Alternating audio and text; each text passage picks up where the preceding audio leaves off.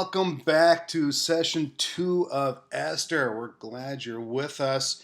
We're going to dig into chapters 3 and 4 of Esther. So if you got your Bibles out, get those turned to Esther 3 and 4. We're just kind of dig into that. We left off last time in Esther where she's now the queen, right? She's been chosen by the king to be the queen. And now we're going to find some plot twists going on in the life of Esther and the Jews and what's happening in the king's court. So we're going to pick that up in chapter 3. So let's go ahead and dig right into that. And it starts right off with a new character that's introduced to us. His name is Haman. And so we'll take that, look at that in chapter 3, verses 1 and 2. Chapter 3, 1 and 2. After these things, after the queen and all that stuff is all appointed, King Xerxes promoted Haman the Agagite, the son of Hammedatha, and advanced him and set his throne above all the officials who were with him. And all the king's servants who were at the king's gates bowed down to pay homage to Haman, for the king had so commanded concerning him. But Mordecai did not bow down or pay homage. All right, so we find out right here. We have this new character, this guy named Haman's coming in. He's an Agagite. We're going to dig into that a little bit later, that there's a history there with the Agagites. So Haman and his ancestors, and Mordecai and the Jews, and we're going to dig into that here in just about a minute. So what's happening is Haman's being elevated to a high position within the king's court. Mordecai sees Haman, knows who Haman is, knows his background, knows his own background as being a Jew, and he does not bow before Haman. Now this probably would set Haman up to be a little disgruntled, maybe just a little bit, I'm not quite sure what's going on with you, Mordecai, right? And so what ends up happening? We go to verse 5 and 6 now. So Esther 3, 5, and 6. And when Haman saw that Mordecai did not bow down or pay homage to him, Haman was filled with fury. But he disdained to lay hands on Mordecai alone. So as they had made known to him the people of Mordecai, Haman sought to destroy all the Jews, the people of Mordecai, throughout the whole kingdom. All right, so what's happening is Mordecai doesn't bow down. Haman sees it, finds out. He's furious about that. He wants to destroy Mordecai, but he finds out that Mordecai is a Jew. Now, because of the history, he has this plan. He has this plan that he's going to destroy then all the Jews. Not just Mordecai, but all his ancestors, everybody, right? Anybody that's related to him in that Jewish line. And so he wants to do that. Now, why? So we find out that Haman, a little bit of background now on Haman. Haman is an Agagite, a descendant of King Agag, who is the king of the Amalekites. Now, why is this important? We're going to jump over to 1 Samuel 15. All right, so we're going to hop over to 1 Samuel 15. Keep your spot there in Esther, because we're going to come back to Esther as well. So 1 Samuel chapter 15, verses 1 through 3, all right? Keep that spot on Esther 3, though. All right, so 1 Samuel 15, 1 to 3. What were the Israelites supposed to do here? So let's read through this and find out what's the purpose. What does God want the Israelites to do? And Samuel said to Saul, Saul is the king. Saul is from the tribe of Benjamin. If you remember from last time, in session 1, we find out that Mordecai is from the tribe of Benjamin as well. He's a Benjamite. And so he's part of that tribe. And the ancestors go all the way back to Saul. So Saul was supposed to do something as king. The Lord sent me to anoint you king over his people Israel. Now therefore listen to the words of the Lord. Thus says the Lord of hosts. I have noted that Amalek did to Israel in opposing them on the way when they came up out of Egypt. Now go and strike Amalek and devote the destruction all that they have, and do not spare them. both killed both man and women, child and infant, ox and sheep, camel and donkey. So Saul, okay, so what are they supposed to do there? Verse 1 through 3. Saul's supposed to lead the Israelites into the Amalekites and destroy them all. Don't leave anything behind. Devote everything that you're doing to God and take care of it. So the question is, what does Saul do? Right? What does Saul do when it comes down to what God has asked him to do? Right? So 1 Samuel 15, we're going to jump to verses 20 and 21. Verses 20 and 21. And Saul said to Samuel, I have obeyed the voice of the Lord. I have gone on a mission on which the Lord sent me. I have brought Agag, the king of Amalek, and I devoted the Amalekites to destruction. But the people took of the spoil, sheep and oxen, the best of the things devoted to destruction, to sacrifice to the Lord your God in Gilgal. So what happened? Instead of destroying everything, he kept Agag alive, brought him back, and the Israelites then took some of the good stuff that was still there and kept it, and we're going to devote it to God by giving an offering to it. But what did God say? Destroy everything, right? Don't leave anybody alive. Don't take anything for the spoils and anything like that. Get rid of it all. But the Israelites disobeyed God, and Agag is still alive. So we find out that now Haman is what? An Agagite, which means that he is descended from the one that was supposed to be destroyed in the first place. So Haman wouldn't have been there had Saul not disobeyed God and kept Agag alive. Okay, so Haman knows this. And we'll jump back over to Esther. Haman knows this background, right? He's heard the story of what the Israelites did to Agag and Amalekites. And so he finds out Mordecai is a Jew. Now we got an issue, right? Now Mordecai knows the history too, right? Knows that Haman is an Agagite. And so therefore there's that tension that's going on right now between Mordecai and Haman with that. Okay? So therefore, because Haman knows that, we find out now in Esther 3:13. So we're going to jump to chapter 3, Esther 3, verse 13. So what does Haman do? He talks the king into destroying all the Jews. It says this in verse 13. Letters were sent by couriers to all the king's provinces with instructions to destroy, to kill, and to annihilate all Jews, young and old, women and children, in one day, the 13th day of the 12th month, which is the month of Adar, and to plunder their goods. One day. On that day, if you were a Jew, you were to be wiped out. That was the edict that was sent out. Letters were sent all over the place. So now something has to be done before this edict gets taken care of, right? Until this comes into law, and boom, the Jews are going to be annihilated. They're going to completely be destroyed, all because of Haman's hatred towards Mordecai, because of the history that went along with it. Now, Mordecai finds out about this and from other Jews, and he has to come up with a plan. He has to come. How are we gonna help save the Jews? What are we gonna do with that, right? Now, Esther doesn't know about the decree yet or what's happening to Mordecai. All right, we find that in chapter 4. So let's take a look at chapter 4, verses 1 to 3 right now. Chapter 4, 1 to 3. When Mordecai learned all that had been done, Mordecai tore his clothes. Now, tearing the clothes is something's being torn away from us, right? There's a sorrowfulness that comes upon the weight of that. So they tear their clothes, that something is being torn away, being broken away, being so hurt by what's happening, and put on sackcloth and ashes, and went out into the midst of the city, and he cried out with a loud and bitter cry.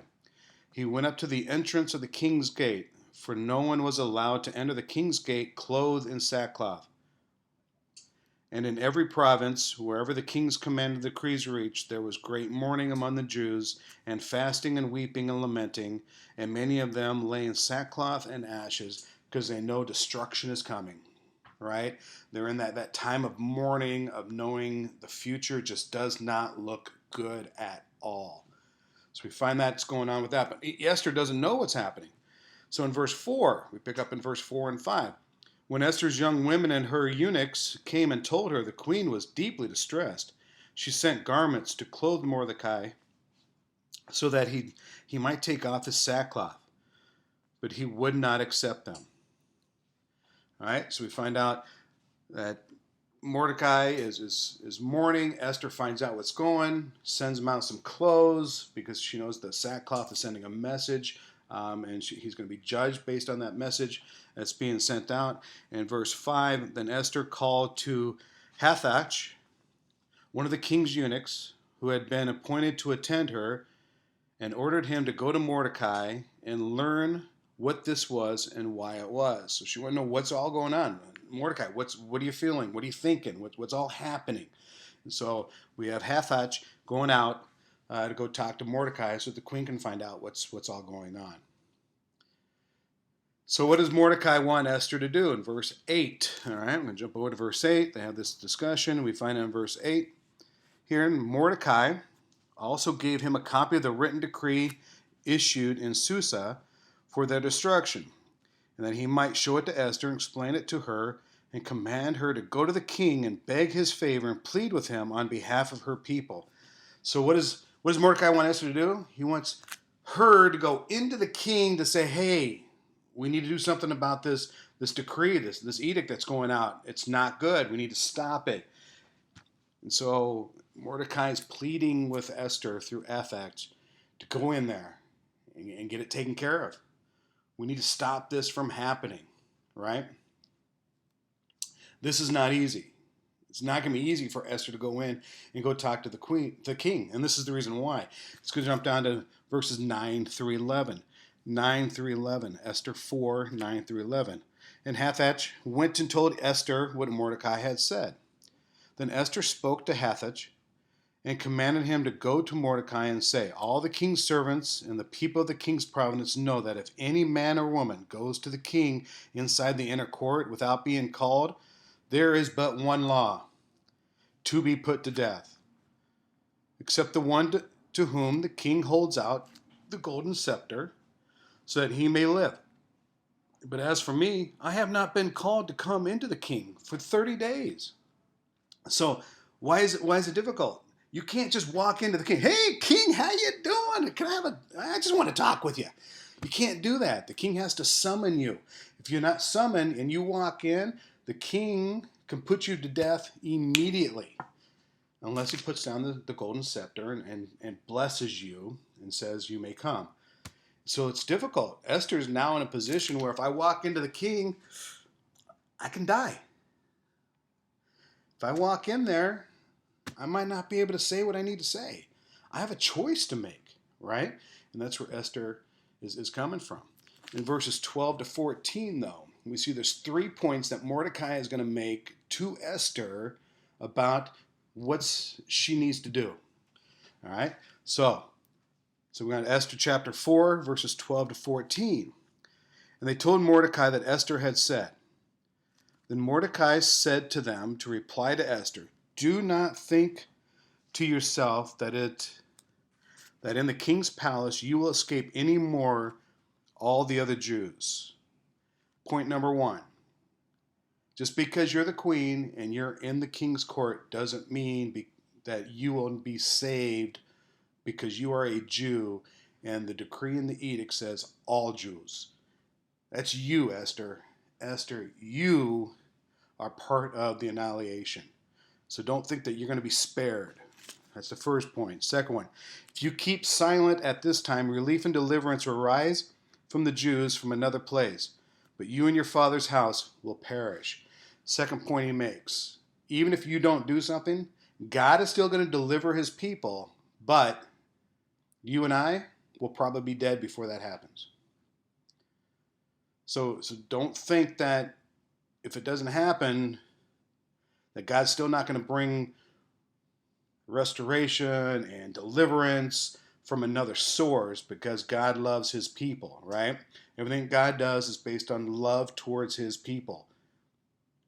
Those who know him and follow him, he has love for them and he's going to deliver them. It's going to happen, but Esther, you and I, we may not be here to see it. We just got to come to that realization.